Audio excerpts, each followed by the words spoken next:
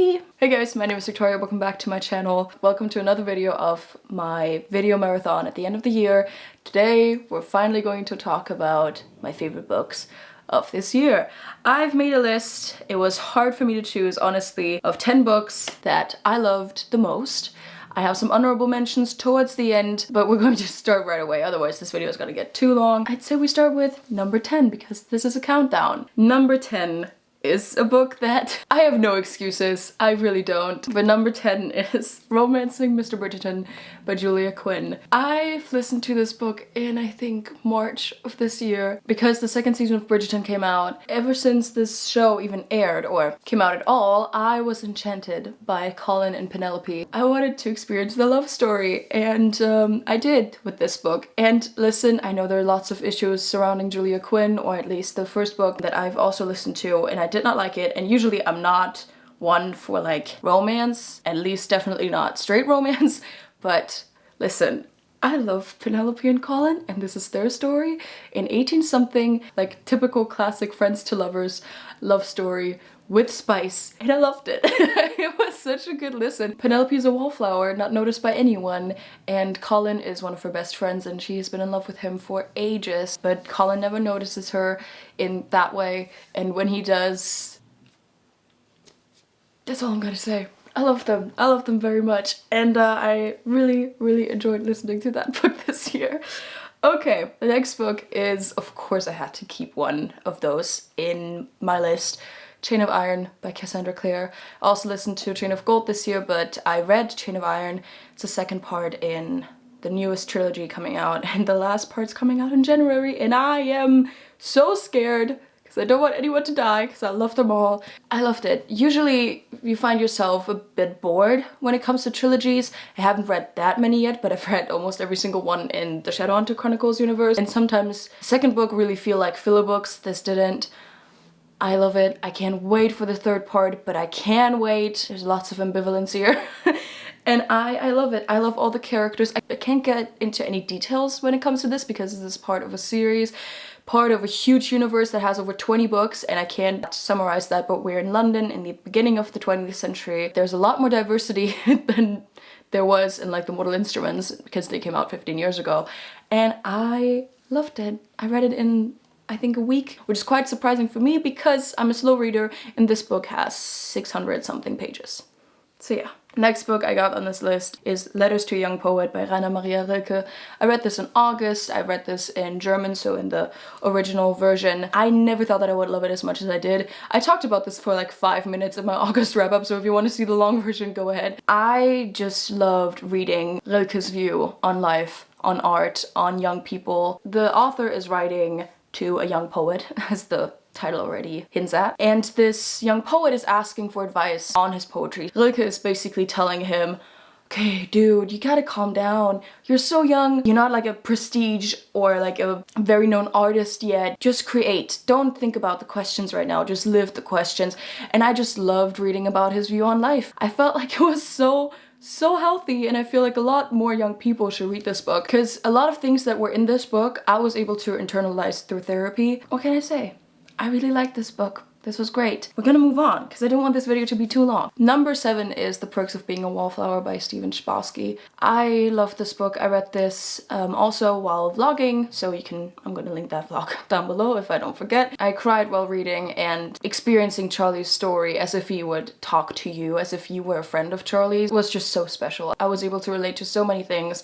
Charlie talks about his mental health and finding love in friends, and also his first love in a way in high school, and has to deal with lots of shit. But that book is just so special, and I wish every single young person would read it. It's not the easiest of books, and I'm really glad that I finally read it this year. Okay, number 6 was such a hard book to listen to, but I feel like one of the most important books I've ever read, which is A Woman of Endurance by Balsama Janus Figueroa. I'm probably mispronouncing that name. I'm so sorry. I'm really bad at this. This book is about Paula. She's an African woman, and she's being deported to Puerto Rico, where she is working on the plantations, and you get to know all about the society, or the plantation society, in this book, and it's horrible, and it's so so hard to listen to this book and realize, or being reminded that this was true. Yes, it is a fictional story, but it's about a non-fictional historical event. And I had to pause multiple times in this book because this book is very detailed, it's very brutal, it gets very, very, very heavily into physical brutality, abuse, and rape, and motherhood, and all the horrors, but also the gifts that come with it, and just experiencing the life of a black woman,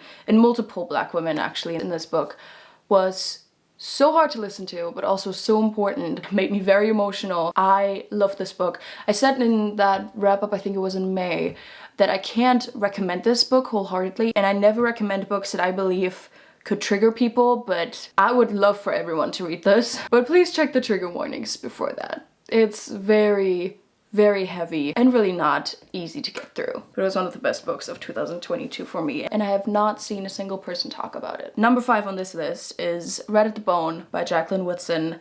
I read this in a day and I loved it. I annotated like every single page in the beginning.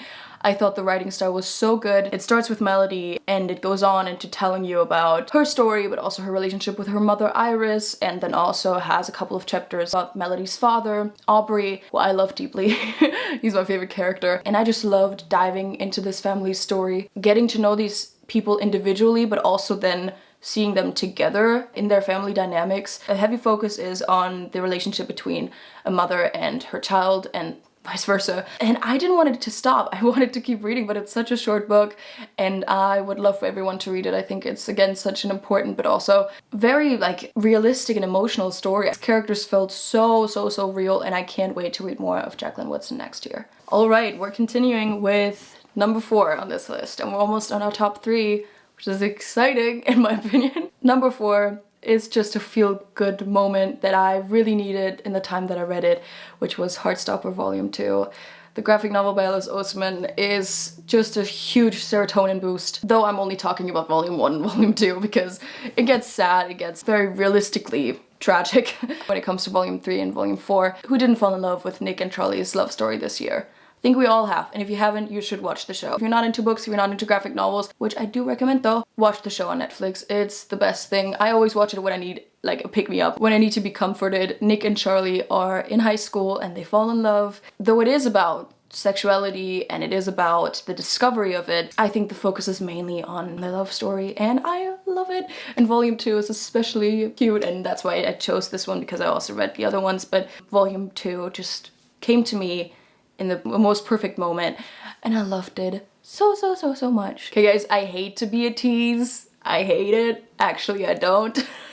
Because before we move on to number 3, 2, and 1, we're gonna do some honorable mentions, which I'm not gonna talk too much about, but I have to mention these books that didn't make it into the top 10 but left a good memory in my head. So we're just gonna list them. I have 6. Concrete Rose and The Hate U Give by Angie Thomas were amazing books I believe everyone should read and experience. The Hate U Give is the story of Star, and she witnesses her friend getting murdered by a white police officer, a big problem that we have nowadays. The story was just emotional, heartbreaking, but also very important. Concrete Rose is actually a sequel to that, and it's about Star's father, Maverick, him having to deal with a newborn when he's 17. I loved listening to those stories. They were great. I thought the writing style was amazing, and I loved them. Another honorable mention is Midnight in Everwood by M.A. Cusnier. I read this in January of this year. It's about Marietta Stella. She's a ballerina. It starts with her just going to practice and talking all about ballet, and I loved the writing style. I did not like the ending that much. I felt like once we got into those into this fantasy land, very much like Nutcracker, I felt like it lost a bit of its, I don't know, originality, in my opinion. That's why it didn't make it into my top 10, but the first 50 pages, I annotated every single page. I loved Marietta. I loved the way she talked about ballet. What I thought was so unnecessary was the love story at the end, but I still love the book, and I can't wait to read more stories about ballet, because I love ballet. The next one is The Ocean at the End of the Lane by Neil Gaiman. It was the first book by Neil Gaiman that I read, or rather listened to, this year, and I did not know what I was getting myself into. Neil Gaiman's imagination is out of this world. And I can't fathom how he's able to write the stuff that he writes. I do badly want to get a physical copy of this book because I only listened to it, but it was so weird, but in a good way. I actually can't tell you that much about it. Just read it, go into this book with 0 expectations. You will be surprised. I don't know if it's gonna be negative or positive. I'll let you make that experience yourself. Another book that I really, really loved was Other Words for Home by Jasmine Warga, and it's about a young girl, Jude, who has to flee her war-ridden country, Syria, to America and makes all kinds of new experiences. Very important story about refugees and just about a young girl experiencing new life that she never thought she would have to make. But a very important book and very beautiful with lots of heart. And the last book in my honorable mentions is Best Laid Plans. One of my favorite romances of this year. I never read a romance where communication was as healthy as it was with Charlie and Rye. I loved listening to them. I will read this book again because I loved it. Charlie and Rye meet and they fall in love and there's no miscommunication trope, and I love these two. They have a very important discussion in the middle of the book, which I think never really is discussed. There's spies in here, just so you know. I loved it and I haven't seen anyone talk about it, and I'm gonna talk about it again and again and again because I think it's one of the most healthy and one of the most beautiful queer love stories out there. Now, I kept you waiting long enough, as if anyone's that excited to find out what books I loved most this year. Some of you might know it if you watched my November wrap-up, because 2 books are on this list that I've actually read just last month. Number 3 is Dark Vanessa by Kate Elizabeth Russell.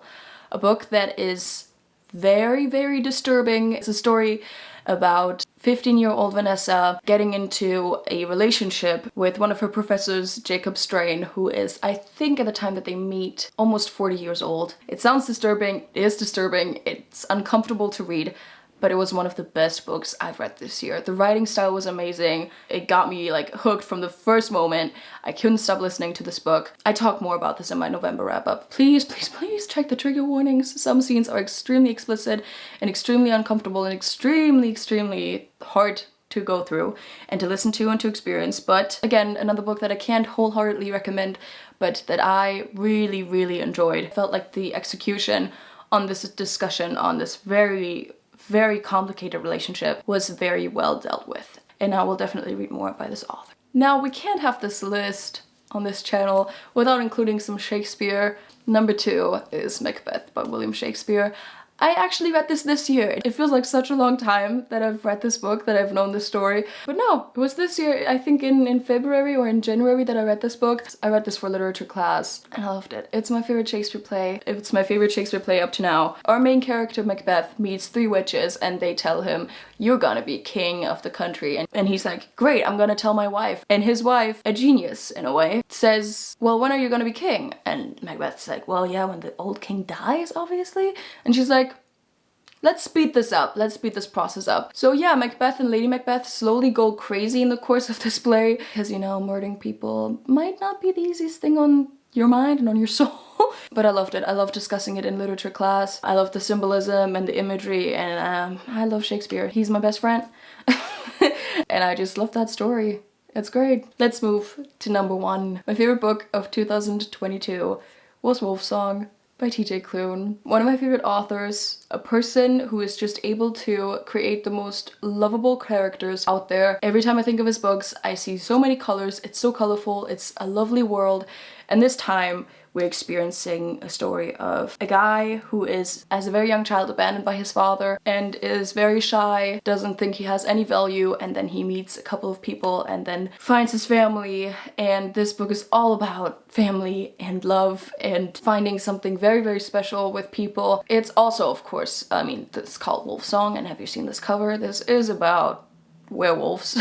Ox meets someone very special, and this other guy, I won't spoil too much, they have a very tragic and very dramatic love story that I could not stop reading about. While I was excited about the love story, I just loved the entirety of the book so much. I read it in November. I was really depressed in November in the beginning, and I read this book in 2 days. It's a very big book. I couldn't stop reading, and I'm so glad that I read it because it's so beautiful and I loved it. And I cried because I was happy, I cried because I was laughing, I cried because it was sad, so sad. But those characters felt so real to me, and these are the best books in my opinion. A book is immediately great, for me at least, if I'm able to see these characters as people and not as characters written in a book. and this was the case for this book. And I'm gonna stop talking. This was it. This was my little wrap up for the best books that I've read in 2022. I'm so excited for the next year and to see what books are on the list of 2023. If you have any good recommendations, please leave them in the comments down below. And other than that, of course, if you like this video, please give me a thumbs up. Comment down below what you would like to see next. Don't forget to subscribe if you haven't yet. Click the bell to never miss an upload. This is the marathon. I don't know on what day we're on. Day 3? I don't know, so there are more videos to come. Please comment your favorite books of 2022 down below. I want to know so badly what you guys have read and what you guys thought were the best books of this year. All of my social media is linked down below. I update you guys on everything on my Instagram, and there are important links I want you guys to check out in the description box, so make sure to read it. Alright, this was it. I need to film another video now. I'll see you guys hopefully tomorrow or in the new year or whenever. We'll hopefully see each other again. Thank you so much for watching, guys. I hope you have a wonderful day, and I'll hopefully see you in my next video. Bye! Ugh, boobies. Welcome to another video of the number 3. My favorite book, number 3, is... I can't talk anymore. My favorite book of 2022. What?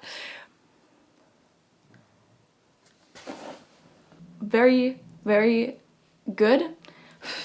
Yeah, I don't know the word in English or in German right now, so that's exciting. Warga? Warga? I'm so bad at pronouncing names. Genau, Quacks. Exactly. Yeah. Okay. I need to get out of this dress, I can't breathe. And neither can my boobs. Okay, bye guys!